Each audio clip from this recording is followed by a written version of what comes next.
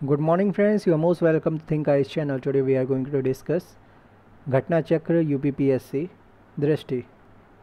इसमें हम एक साल की सारी समसामयिक घटनाओं को चर्चा में देंगे। चलिए चर्चा की शुरुआत करते हैं। कार्बी आंगलोंग समझौता। कार्बी आंगलोंग मध्य असम में स्थित एक बड़ा ज़िला है तथा वृहत निजातीय तथा आदिवासी समूह यथा कार्बी, डिमासा, बोडो, कुकी, हमार, तिवा, गारो, मान, रिंगमा, नागा आदि का मिलन बिंदु है। इन आदिवासी समूहों में कार्बी का प्रमुख स्थान है, जो कि अपने विद्रोही गुटों के माध्यम से 1980 के दशक के उत्तरार्ध से ही अपने लिए एक अलग राज्य की मांग कर रहा है। स्मरणीय तथ्य 4 सितंबर 2021 को नई दिल्ली में गृहमंत्री अमित शाह, असम के मुख्यमंत्री हेमंत बिस्वा शर्मा, कार्बी आंगलोंग स्वायत्त परिषद, Karbi Anglong autonomous council KAAC काक के प्रतिनिधियों एवं 5 उग्रवादी समूहों के प्रतिनिधियों के बीच कार्बी आंगलोंग समझौता संपन्न हुआ। बातचीत में शामिल महत्वपूर्ण प्रतिनिधि या गुट people's democratic council of Karbi Longri PDCK, Karbi Longri north Cachar hills liberation front KLNLF, Karbi people's liberation tigers KPLT, Kuki liberation front KLF, united people's liberation army UPLA। इस समझौते के तहत 5 प्रमुख उग्रवादी समूहों के 1000 से ज़्यादा सशस्त्र उग्रवादियों ने हथियार डाल दिए और हिंसा त्याग कर समाज की मुख्य धारा में शामिल हो गए। कार्बी क्षेत्र के विकास के लिए अगले 5 वर्षों में 1000 करोड़ रुपए केंद्र तथा राज्य सरकार द्वारा आवंटित किए जाएंगे। काक KAAC Karbi Anglong autonomous council, यही था ना, कार्बी आंगलोंग ऑटोनमस काउंसिल काक के अधिकार क्षेत्र के बाहर रहने वाले कार्बी लोगों के विकास के लिए असम सरकार द्वारा कार्बी कल्याण परिषद कार्बी वेलफेयर काउंसिल का गठन किया जाएगा। असम की क्षेत्रीय और प्रशासनिक अखंडता को प्रभावित किए बिना कार्बी आंगलोंग स्वायत्त परिषद को अधिक से अधिक स्वायत्तता प्रदान करना। कार्बी आंगलोंग स्वायत्त परिषद के संसाधनों को पूरा करने के लिए राज्य की संचित निधि कंसोलिडेटेड फंड में संशोधन किया जाएगा। राज्य की जो संचित निधि है, कंसोलिडेटेड फंड है स्टेट का, उसमें संशोधन होगा। कार्बी आंगलोंग क्षेत्र की सांस्कृतिक एवं भाषाई पहचान को सुरक्षा एवं संरक्षण प्रदान किया जाएगा। उग्रवादियों के पुनर्वास का प्रावधान भी समझौते में शामिल है। अब आगे देख लेते हैं क्या है। पूर्वोत्तर क्षेत्र जिला सतत विकास लक्ष्य। कार्बी आंगलोंग पूरा हो गया ना। पूर्वोत्तर क्षेत्र जिला सतत विकास लक्ष्य सूचकांक और डैशबोर्ड 2021-22। 26 अगस्त 2021 को नीति आयोग और पूर्वोत्तर क्षेत्र विकास मंत्रालय ने सतत विकास लक्ष्यों SDG सस्टेनेबल डेवलपमेंट गोल को स्थानीय बनाने की दिशा में पूर्वोत्तर क्षेत्र जिला सतत विकास लक्ष्य सूचकांक NERD SDGI और डैशबोर्ड बेस लाइन रिपोर्ट 2021-22 के पहले संस्करण को जारी किया। तो क्या हुआ, नीति आयोग ने 26 अगस्त 2021 को नॉर्थ ईस्ट डेवलपमेंट की जो मिनिस्ट्री है, पूर्वोत्तर क्षेत्र विकास मंत्रालय है, उसने सतत विकास लक्ष्यों SDG को स्थानीय बनाने की दिशा में पूर्वोत्तर क्षेत्र जिला सतत विकास लक्ष्य सूचकांक और dashboard baseline report 2021-22 NERD SDGI के पहले संस्करण को जारी किया। NERD SDGI और डैशबोर्ड संयुक्त राष्ट्र विकास कार्यक्रम united nation development programme UNDP, NITI आयोग और पूर्वोत्तर क्षेत्र विकास मंत्रालय द्वारा एक अपनी तरह का पहला संयुक्त प्रयास है। यह सूचकांक नीति आयोग के SDG इंडिया इंडेक्स पर आधारित है। I फॉर यहाँ पे इंडिया होगा, SDG इंडिया NERD SDGI में। तो यह सूचकांक नीति आयोग के SDG इंडिया इंडेक्स पर आधारित है एवं SDG प्राप्त करने की दिशा में क्षेत्र और उसके जिलों की सामाजिक, आर्थिक और पर्यावरणीय स्थिति पर अंतर्दृष्टि प्रदान करता है। स्मरणीय तथ्य देख लेते हैं। NERD SDGI और डैशबोर्ड 2021-22 पूर्वोत्तर के 8 राज्यों अरुणाचल प्रदेश, असम, मणिपुर, मेघालय, मिजोरम, नागालैंड, सिक्किम और त्रिपुरा के सभी जिलों की प्रगति को उन 84 इंडिकेटर्स के आधार पर मापता है जो सांख्यिकी और कार्यक्रम कार्यान्वयन मंत्रालय के राष्ट्रीय संकेतक framework NIF national indicator framework से संबद्ध हैं। ये 84 संकेतक 15 वैश्विक लक्ष्यों को शामिल करते हैं।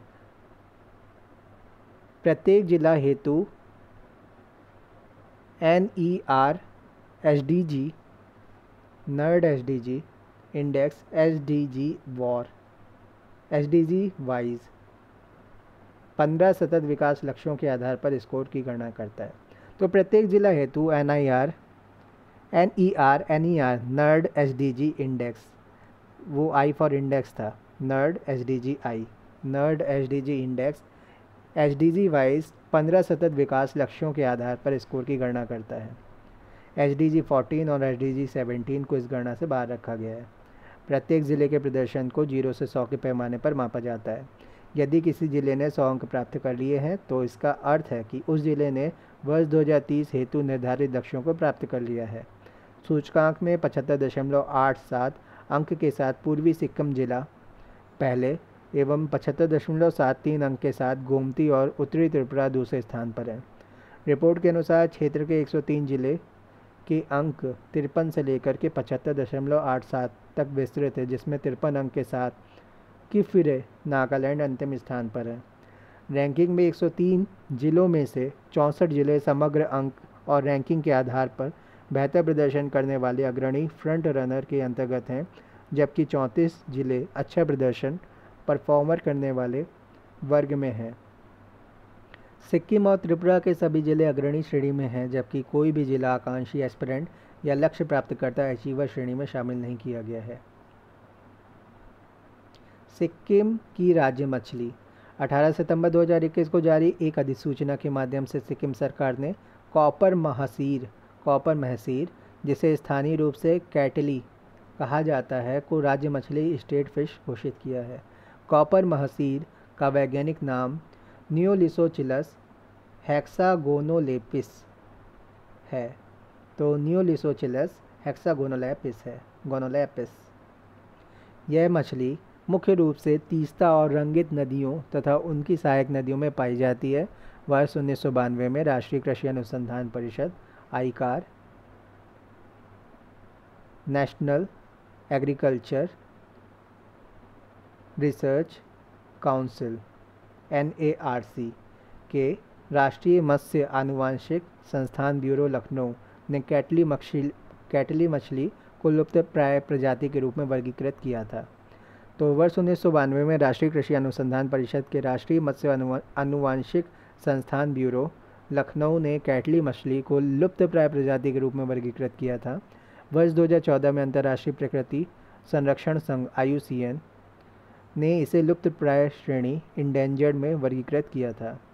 राष्ट्रीय खाद्य तेल ऑयल पाम मिशन 18 अगस्त 2021 को प्रधानमंत्री की अध्यक्षता में केंद्रीय मंत्रिमंडल ने राष्ट्रीय खाद्य तेल ऑयल पाम ताड़ mission NMEO-OP national mission on edible oils oil palm की शुरुआत को मंजूरी प्रदान की। एक नई केंद्र प्रायोजित योजना के रूप में लॉन्च इस मिशन के अंतर्गत पूर्वोत्तर क्षेत्र तथा अंडमान एवं निकोबार द्वीप समूह पर विशेष रूप से ध्यान केंद्रित किया जाएगा। स्मरणीय तथ्य, इस मिशन के उद्देश्य निम्नवत हैं। वर्ष 2025-26 तक ऑयल पाम के 6.5 लाख हेक्टेयर अतिरिक्त क्षेत्र को आच्छादित करना और अंततः इसे बढ़ाकर 10 लाख हेक्टेयर करना है। वर्ष 2025-26 तक ऑयल पाम के 6.5 लाख हेक्टेयर अतिरिक्त क्षेत्र को आच्छादित करना और अंततः इसे बढ़ाकर 10 लाख हेक्टेयर करना है। कच्चे ताड़ तेल क्रूड पाम ऑयल के उत्पादन को वर्ष 2025-26 तक 11.20 लाख टन व वर्ष 2029-30 तक 28 लाख टन तक पहुंचाना है। उल्लेखनीय है कि तिलहन उत्पादन वर्ष 2014-15 के 275 लाख टन से बढ़कर वर्ष 2020-21 में 365.65 लाख टन तक पहुंच गया है। इस योजना के लिए 11,040 करोड़ रुपए का वित्तीय परिव्यय निर्धारित किया गया है। कुल परिव्यय में से 8,844 करोड़ रुपए केंद्र सरकार वहन करेगी, जबकि 2,196 करोड़ रुपए राज्य सरकार द्वारा वहन किया जाएगा। जलियांवाला बाग शताब्दी स्मारक पार्क जलियांवाला बाग राष्ट्रीय स्मारक अधिनियम 1991 के माध्यम से जलियांवाला बाग को एक राष्ट्रीय स्मारक नेशनल मेमोरियल घोषित किया गया है। इस स्मारक का प्रबंधन जलियांवाला बाग राष्ट्रीय स्मारक ट्रस्ट JBNMT द्वारा किया जाता है। देश में 13 अप्रैल 2019 से 13 अप्रैल 2020 तक जलियांवाला बाग हत्याकांड के शताब्दी समारोह सेंटेनरी का आयोजन किया गया। सेंटेनरी शताब्दी समारोह का आयोजन किया गया। स्मरणीय तथ्य: 14 अगस्त 2021 को पंजाब के तत्कालीन मुख्यमंत्री कैप्टन अमरिंदर सिंह ने जलियांवाला बाग शताब्दी स्मारक park, Jallianwala Bagh centenary memorial park का उद्घाटन किया। ज्ञातव्य है कि 25 जनवरी 2021 को अमरिंदर सिंह द्वारा वर्चुअल माध्यम से जलियांवाला बाग शताब्दी स्मारक park, Jallianwala Bagh centenary memorial park की आधारशिला रखी गई थी। इस पार्क की स्थापना पंजाब के अमृतसर जिले में रणजीत एवेन्यू स्थित अमृत आनंद पार्क में की गई है। मुख्यमंत्री ने गुरु नानक देव विश्वविद्यालय में जलियांवाला बाग पीठ की स्थापना की घोषणा भी की थी। यह पार्क 4490 वर्ग मीटर से अधिक क्षेत्र में निर्मित है। इस शताब्दी स्मारक के तहत सफ़ेद संगमरमर के 5 स्तंभों का निर्माण किया गया है। जलियांवाला बाग राष्ट्रीय स्मारक अधिनियम 1951 के माध्यम से जलियांवाला बाग को एक राष्ट्रीय स्मारक नेशनल मेमोरियल घोषित किया गया है। प्रधानमंत्री उज्ज्वला योजना 2.0 प्रधानमंत्री उज्ज्वला योजना 2.0 1 मई 2016 को स्वच्छ ईंधन बेहतर जीवन के नारे के साथ प्रधानमंत्री उज्ज्वला योजना PMUY का शुभारंभ बलिया उत्तर प्रदेश में किया गया था। इस योजना का उद्देश्य पारंपरिक ईंधनों जैसे लकड़ी, कोयला, उपले इत्यादि का उपयोग करने वाले ग्रामीण एवं वंचित वर्ग के परिवारों को स्वच्छ ईंधन जैसे LPG उपलब्ध करवाना है। प्रधानमंत्री उज्ज्वला योजना के तहत गरीबी रेखा के नीचे जीवन यापन करने वाले परिवारों की 5 करोड़ महिला सदस्यों को मुफ्त LPG कनेक्शन उपलब्ध कराने का लक्ष्य रखा गया था। वर्ष 2018 में इस योजना का विस्तार कर इसके अंतर्गत 7 और श्रेणियों की महिला लाभार्थियों को शामिल किया गया। ये 7 श्रेणियाँ निम्नवत हैं: अनुसूचित जाति, जिसको हम SC कहते हैं, अनुसूचित जनजाति ST कहलाती है, प्रधानमंत्री आवास योजना ग्रामीण, अंत्योदय अन्न योजना, अन्य पिछड़ा वर्ग, चाय बागान से संबंधित जनजातीय वनवासी, द्वीपीय क्षेत्र एवं नदी द्वीपों में निवास करने वाले लोग। इनके साथ ही LPG कनेक्शन उपलब्ध कराने के लक्ष्य को संशोधित कर 8 करोड़ कर दिया गया। 7 सितंबर 2019 को प्रधानमंत्री नरेंद्र मोदी ने 8 करोड़वां LPG कनेक्शन औरंगाबाद महाराष्ट्र में वितरित किया।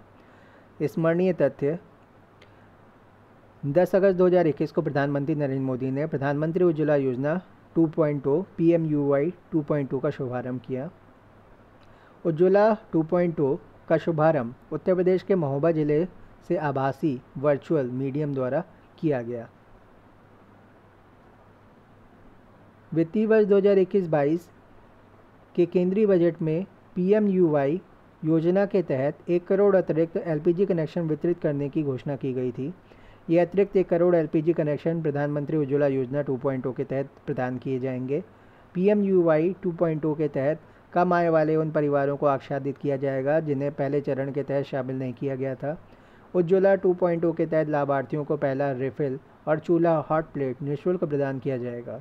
शून्य अभियान: 15 सितंबर 2021 को नीति आयोग ने RMI एवं RMI इंडिया के साथ शून्य अभियान शून्य कैंपेन की शुरुआत की।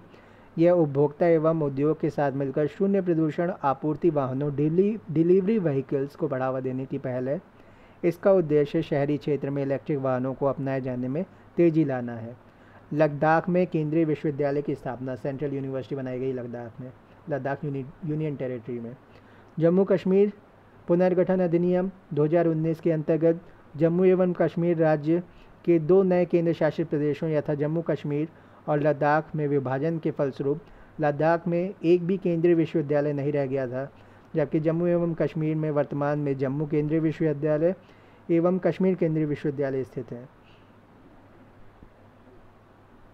स्मरणीय तथ्य देख लेते हैं। 5 अगस्त 2021 को लोकसभा द्वारा केंद्रीय विश्वविद्यालय संशोधन विधेयक 2021 the central universities amendment bill 2021 पारित कर दिया गया। 6 अगस्त 2021 को यह विधेयक राज्यसभा द्वारा भी पारित कर दिया गया। 12 अगस्त 2021 को राष्ट्रपति की मंजूरी के पश्चात इस विधेयक ने अधिनियम का रूप ले लिया। इस अधिनियम के माध्यम से केंद्रीय विश्वविद्यालय अधिनियम 2009 में संशोधन किया गया है। केंद्रीय विश्वविद्यालय संशोधन अधिनियम 2021 के अंतर्गत केंद्र शासित प्रदेश लद्दाख में केंद्रीय विश्वविद्यालय की स्थापना का प्रावधान किया गया है। इस विश्वविद्यालय यूनिवर्सिटी का नाम सिंधु केंद्रीय विश्वविद्यालय सिंधु सेंट्रल यूनिवर्सिटी होगा। यह देश का पहला ऐसा केंद्रीय विश्वविद्यालय जिसका नाम किसी नदी सिंधु नदी के नाम पर रखा गया है। 2 चरणों में 7 वर्षों के लिए 750 करोड़ रुपए के बजटीय प्रावधान के साथ इस विश्वविद्यालय के बुनियादी ढांचे की स्थापना की जाएगी। इस विश्वविद्यालय का अधिकार क्षेत्र लेह और कारगिल सहित पूरा लद्दाख क्षेत्र है। एकीकृत बहुउद्देशीय अवसंरचना विकास निगम 22 जुलाई 2021 को केंद्रीय मंत्रिमंडल ने लद्दाख में एक एकीकृत बहुउद्देशीय अवसंरचना विकास निगम integrated multipurpose infrastructure development corporation की स्थापना को मंजूरी प्रदान की है।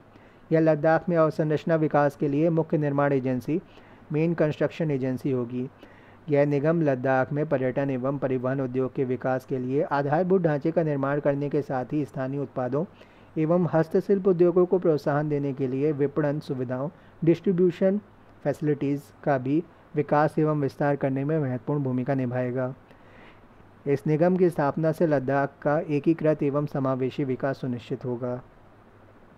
उमलिंग ला दर्रा विश्व की सबसे ऊंची मोटर योग्य सड़क। अभी तक विश्व की सबसे ऊंची 18,953 फीट मोटर योग्य सड़क का विश्व रिकॉर्ड बोलीविया की एक सड़क के नाम पर दर्ज था। गिनीज वर्ल्ड रिकॉर्ड्स के अनुसार फेयरबैंक्स अलास्का अमेरिका से सैंटियागो चिली तक, फिर यहाँ से पूर्व की ओर ब्यूनस आयर्स अर्जेंटीना तक तथा ब्राज़ीलिया ब्राज़ील में समाप्त होने वाली पैन अमेरिकन हाईवे विश्व की सबसे लंबी मोटर योग्य सड़क लॉन्गेस्ट मोटरेबल रोड है। इसकी लंबाई 24,140 किलोमीटर यानी 15,000 मील है। स्मरणीय तथ्य 4 अगस्त 2021 को जारी एक प्रेस विज्ञप्ति के अनुसार सीमा सड़क संगठन BRO बॉर्डर रोड ऑर्गेनाइजेशन ने पूर्वी लद्दाख में उमलिंग ला दर्रे पर मोटर वाहन संचालन योग्य सड़क का निर्माण कर विश्व में एक नया कीर्तिमान स्थापित किया। 19,300 फीट की ऊंचाई पर स्थित यह विश्व की सबसे ऊंची मोटर योग्य सड़क हाईएस्ट मोटरेबल रोड है। इस सड़क का निर्माण कार्य वर्ष 2017 में प्रारंभ हुआ था। इस सड़क का निर्माण हिमांग प्रोजेक्ट हिमांग के अंतर्गत किया गया था। यह 52 किलोमीटर लंबी डामराइज्ड रोड है।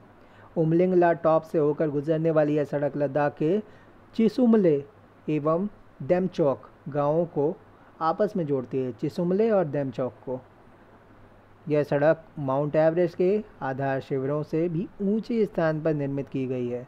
उल्लेखनीय है कि माउंट एवरेस्ट का नेपाल स्थित दक्षिणी आधार शिविर साउथ बेस कैंप 17,598 फीट की ऊंचाई पर, जबकि तिब्बत स्थित उत्तरी आधार शिविर नॉर्थ बेस कैंप 16,900 फीट की ऊंचाई पर स्थित है। 17,700 फीट की ऊंचाई पर स्थित सियाचिन ग्लेशियर से भी अधिक ऊंचाई पर यह सड़क निर्मित की गई है। प्रोजेक्ट हिमांग लद्दाख में सड़क अवसंरचना के विकास के लिए अगस्त 1985 में प्रोजेक्ट हिमांग को सीमा सड़क संगठन BRO द्वारा लॉन्च किया गया था। इस प्रोजेक्ट को द माउंटेन टैमर्स के नाम से भी जाना जाता है। हिमांग परियोजना के तहत BRO बॉर्डर रोड ऑर्गेनाइजेशन वास्तविक नियंत्रण रेखा LAC के साथ लद्दाख में सड़कों और संबंधित बुनियादी ढांचे के निर्माण और रखरखाव के लिए जिम्मेदार है, जिसमें खारदुंग ला, तंगलांग ला और चांगला दर्रे में विश्व की कुछ अत्यधिक ऊंची मोटर योग्य सड़कें शामिल हैं। कौन कौन सी जगह में है? खारदुंगला, तंगलांगला और चांगला दर्रे के पास। लद्दाख का राज्य पशु एवं राज्य पक्षी।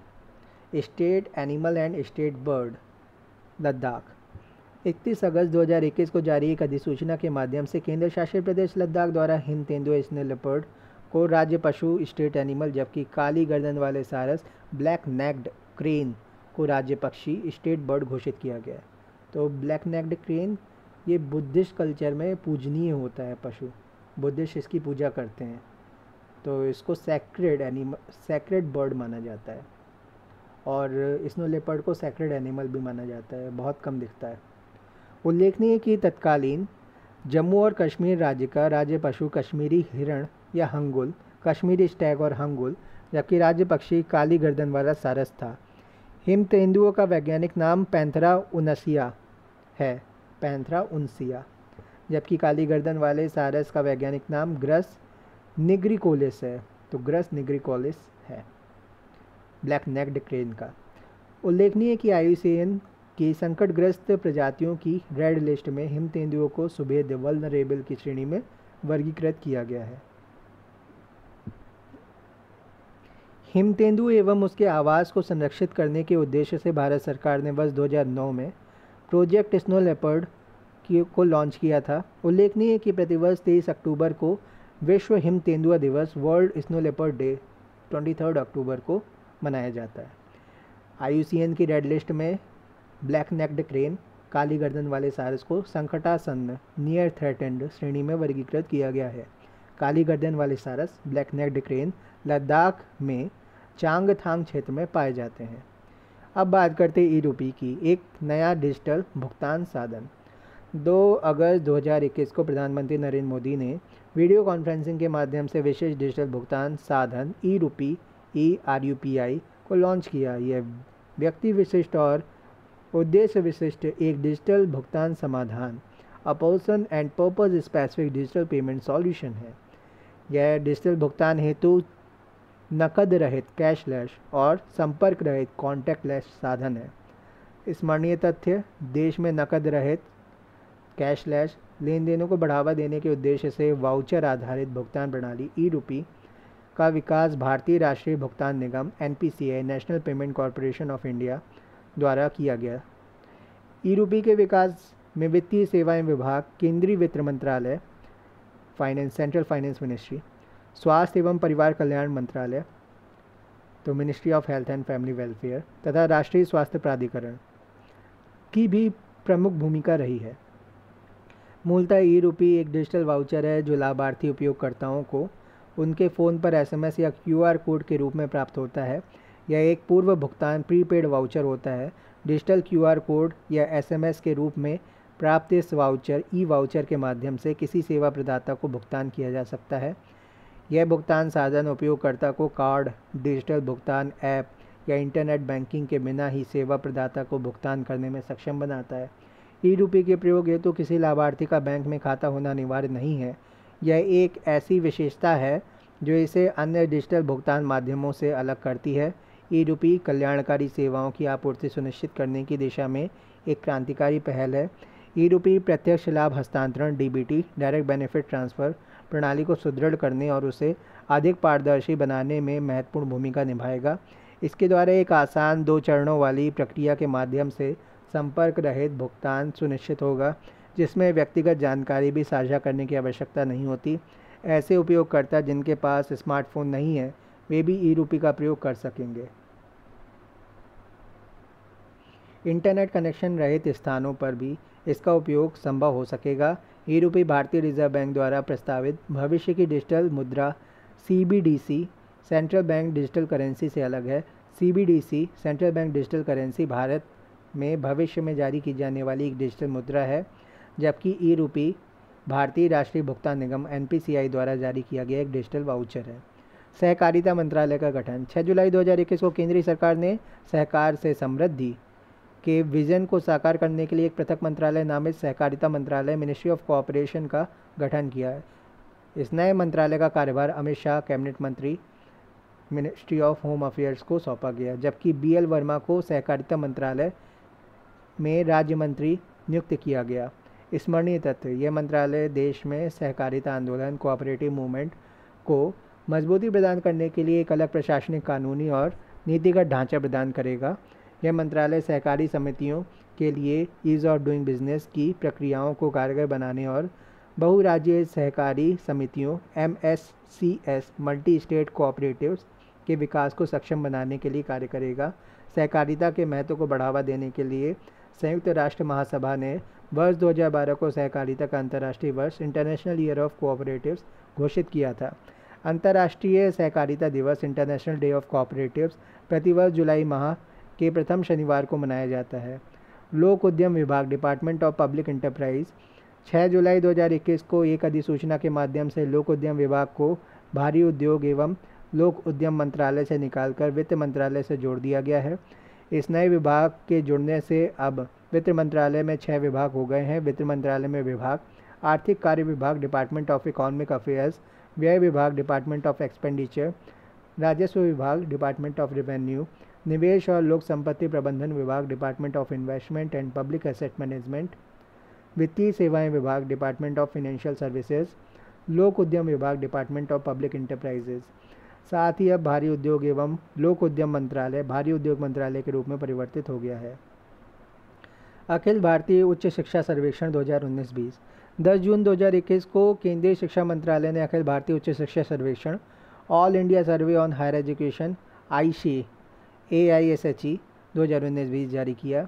उच्च शिक्षा विभाग department of higher education DHE द्वारा वार्षिक रूप से जारी AISHE श्रृंखला में यह 10वीं रिपोर्ट है। स्मरणीय तथ्य: उच्च शिक्षा में कुल नामांकन टोटल एनरोलमेंट वर्ष 2018-19 के 3.74 करोड़ की तुलना में वर्ष 2019-20 में 3.04% वृद्धि के साथ 3.85 करोड़ रहा। कुल नामांकन में महिलाओं की संख्या 49% है। भारत में छात्रों के सबसे अधिक नामांकन के मामले में उत्तर प्रदेश का पहला स्थान है। इसके बाद क्रमशः महाराष्ट्र और तमिलनाडु का स्थान है। सकल नामांकन अनुपात ग्रॉस एनरोलमेंट रेशियो GER उच्च शिक्षा में नामांकित पात्र आयु वर्ग के छात्रों का प्रतिशत वर्ष 2014-15 के 24.3% के मुकाबले वर्ष 2019-20 में 27.1% रहा। उच्च शिक्षा में संलग्न संस्थानों की कुल संख्या के संदर्भ में भी उत्तर प्रदेश 8,985 प्रथम स्थान पर है। इसके बाद क्रमशः महाराष्ट्र 6,952 और कर्नाटक 5,806 का स्थान है। उच्च शिक्षा में लैंगिक समानता सूचकांक जेंडर पैरिटी इंडेक्स GPI वर्ष 2018-19 के 1 के मुकाबले वर्ष 2019-20 में 1.01 रहा। अखिल भारतीय स्तर पर वर्ष 2019-20 में उच्च शिक्षा में छात्र शिक्षक अनुपात PTR 26 है। भारत में कॉलेजों की संख्या में शीर्ष 8 राज्य उत्तर प्रदेश, महाराष्ट्र, कर्नाटक, राजस्थान, आंध्र प्रदेश, तमिलनाडु, मध्य प्रदेश तथा गुजरात हैं। उत्तर प्रदेश, महाराष्ट्र, कर्नाटक, राजस्थान, आंध्र प्रदेश, तमिलनाडु, मध्य प्रदेश और गुजरात हैं। CEO वाटर मैंडेट सार्वजनिक निजी भागीदारी वाली एक अद्वितीय पहल है जो जल संबंधी वैश्विक चुनौतियों के समाधान हेतु व्यापारिक नेतृत्वकर्ताओं बिजनेस लीडर्स को एक मंच पर लाती है। इसकी स्थापना UN ग्लोबल कॉम्पैक्ट द्वारा वर्ष 2007 में की गई थी। संयुक्त राष्ट्र महासचिव एवं UN ग्लोबल कॉम्पैक्ट की इस विशेष पहल का कार्यान्वयन Pacific institute of California America की भागीदारी से किया जाता है। स्मरणीय तथ्य देख लेते हैं। 4 जून 2021 को जारी विज्ञप्ति के अनुसार भारत की सबसे बड़ी विद्युत उत्पादक company NTPC limited CEO water mandate की हस्ताक्षरकर्ता बन गई है, साइन कर लिया उसने। इसके साथ ही NTPC लिमिटेड कुशल जल प्रबंधन पर ध्यान केंद्रित करने वाली प्रतिष्ठित कंपनियों की सूची में शामिल हो गई है। CEO वाटर मैंडेट पर हस्ताक्षर करने के उपरांत अब NTPC लिमिटेड विद्युत उत्पादन की अपनी मुख्य व्यावसायिक गतिविधि को अंजाम देने के साथ ही जल संरक्षण एवं प्रबंधन हेतु 3R रिड्यूस कम करना, रीयूज़ पुनरुपयोग एवं रिसाइकिल पुनर्चक्रण को और अधिक बढ़ावा देगी। उल्लेखनीय कि अगस्त 2021 में भारत की 2 अन्य कंपनियां यथा एक जल जयपुर राजस्थान एवं सृष्टि लाइफ साइंस वडोदरा गुजरात भी CEO वाटर मैंडेट की हस्ताक्षरकर्ता बन गई है। तो एक जल जयपुर राजस्थान की और सृष्टि लाइफ साइंस वडोदरा गुजरात की CEO वाटर मैंडेट की हस्ताक्षरकर्ता अगस्त 2021 में बन गई है। NTPC ऊर्जा सघन लक्ष्यों की घोषणा। 27 जून 2021 को जारी प्रेस विज्ञप्ति के अनुसार NTPC लिमिटेड भारत में ऊर्जा क्षेत्र के अंतर्गत ऐसी पहली ऊर्जा कंपनी बन गई है जिसने ऊर्जा पर संयुक्त राष्ट्र उच्च स्तरीय संवाद HLDE UN high level dialogue on energy की अंग के रूप में अपने ऊर्जा सघन लक्ष्यों एनर्जी कॉम्पैक्ट गोल्स को घोषित किया है। NTPC ने वर्ष 2032 तक 60 गीगावाट तक की नवीकरणीय ऊर्जा क्षमता की स्थापना का लक्ष्य निर्धारित किया है। साथ ही NTPC ने वर्ष 2032 तक शुद्ध ऊर्जा तीव्रता नेट एनर्जी इंटेंसिटी में 10% की कटौती का लक्ष्य भी निर्धारित किया है। भारत का सबसे बड़ा सौर पार्क। 12 जुलाई 2021 को नवीन एवं नवीकरणीय ऊर्जा मंत्रालय ने एनटीपीसी रिन्यूएबल एनर्जी लिमिटेड को गुजरात स्थित कच्छ के रन ऑफ कच्छ में एक सौर पार्क की स्थापना हेतु मंजूरी प्रदान की। यह भारत का सबसे बड़ा सौर पार्क होगा, जिसकी क्षमता 4750 मेगावाट होगी। इस पार्क से व्यावसायिक स्तर पर हरित हाइड्रोजन, ग्रीन हाइड्रोजन के उत्पादन की भी योजना है। 13 जुलाई 2021 को एनटीपीसी रिन्यूएबल एनर्जी लिमिटेड ने केंद्र शासित प्रदेश लद्दाख के साथ देश की प्रथम हरित हाइड्रोजन परिवहन परियोजना ग्रीन हाइड्रोजन मोबिलिटी प्रोजेक्ट की स्थापना हेतु एक समझौता ज्ञापन MOU हस्ताक्षरित किया। 21 अगस्त 2021 को एनटीपीसी ने विशाखापट्टनम आंध्र प्रदेश स्थित सिमहाद्री ताप विद्युत संयंत्र के जलाशय पर तैरते सौर ऊर्जा संयंत्र फ्लोटिंग सोलर पावर प्लांट की स्थापना की। इस तैरते सौर ऊर्जा संयंत्र की क्षमता 25 मेगावाट है। इससे अतिरिक्त तेलंगाना के रामागुंडम में एनटीपीसी द्वारा 100 मेगावाट क्षमता के तैरते सौर ऊर्जा संयंत्र सोलर पैनल की स्थापना की भी घोषणा की गई है। मार्च 2022 तक की स्थिति के अनुसार रामागुंडम परियोजना की कुल संचालित विद्युत उत्पादन क्षमता 80 मेगावाट तक पहुंच गई है। ज्ञातव्य है कि एनटीपीसी रिन्यूएबल एनर्जी एनटीपीसी के 100% स्वामित्व वाली एक अनुषंगी इकाई है। तृतीय सतत विकास लक्ष्य भारत सूचकांक व डैशबोर्ड 2020-21। 3 जून 2021 को तीसरा सतत विकास लक्ष्य भारत सूचकांक व dashboard 2020-21 third SDG India index and dashboard 2020-2021 NITI Aayog द्वारा जारी किया गया। इस सूचकांक को नीति आयोग की सांख्यिकी और कार्यक्रम कार्यान्वयन मंत्रालय, भारत सरकार, ministry of statistics and programme implementation MOSPI, संयुक्त राष्ट्र भारत के नेतृत्व वाली एजेंसियों एवं प्रमुख केंद्रीय मंत्रालयों के सहयोग से डिज़ाइन और विकसित किया गया है। यह सूचकांक भारत के सभी राज्यों, केंद्र शासित प्रदेशों द्वारा संयुक्त राष्ट्र के SDG 2030 को प्राप्त करने के संदर्भ में उनकी प्रगतिशीलता की निगरानी का एक प्रमुख उपकरण है। स्मरणीय तथ्य: सतत विकास लक्ष्य भारत सूचकांक 3.0 SDG इंडिया इंडेक्स 3.0 के तहत 16 SDGs में प्रदर्शन के आधार पर राज्यों, केंद्र शासित प्रदेशों को रैंकिंग प्रदान की गई है। वर्ष 2020-21 की रिपोर्ट को 115 संकेतकों के प्रयोग द्वारा निर्मित किया गया है, जो 16 SDGs के 70 उपलक्ष्यों को आच्छादित करते हैं। कुल 16 SDGs लक्ष्यों के संदर्भ में प्रत्येक राज्य या केंद्र शासित प्रदेश के प्रदर्शन को 0 से 100 के पैमाने पर मापा गया है। राज्यों और केंद्र शासित प्रदेशों को उनके SDG भारत सूचकांक स्कोर के आधार पर निम्नलिखित तरीके से वर्गीकृत किया जाता है। आकांक्षी यानी एस्पिरेंट 0 से 49 अंक, अच्छा प्रदर्शन परफॉर्मर 50 से 64 अंक, अग्रणी फ्रंट रनर 65 से 99 अंक, लक्ष्य प्राप्तकर्ता अचीवर 100 अंक। नवीनतम रिपोर्ट में भारत का संयुक्त स्कोर कंपोजिट स्कोर 66 रहा, जबकि वर्ष 2019 में SDG भारत सूचकांक का यह स्कोर 60 था। अब देख लेते हैं वर्ष 2020-21 में उत्तराखंड, गुजरात, महाराष्ट्र, मिजोरम, पंजाब, हरियाणा, त्रिपुरा, दिल्ली, लक्षद्वीप, अंडमान निकोबार द्वीप समूह, जम्मू कश्मीर एवं लद्दाख अग्रणी की श्रेणी में पहुंच गए हैं। इस सूचकांक में राज्यों की संयुक्त रैंकिंग में केरल 75 स्कोर के साथ पहले नंबर पे, हिमाचल प्रदेश और तमिलनाडु दोनों का स्कोर 74 संयुक्त रूप से दूसरे स्थान पर। SDG भारत सूचकांक 2020-21 शीर्ष राज्य केरल 75, हिमाचल प्रदेश, तमिलनाडु संयुक्त रूप से 74 दूसरे पर, आंध्र प्रदेश, गोवा, कर्नाटक, उत्तराखंड चौथे पर 72 स्कोर के साथ, 8वें नंबर पर सिक्किम 71 स्कोर, महाराष्ट्र 9वें पर 70 स्कोर।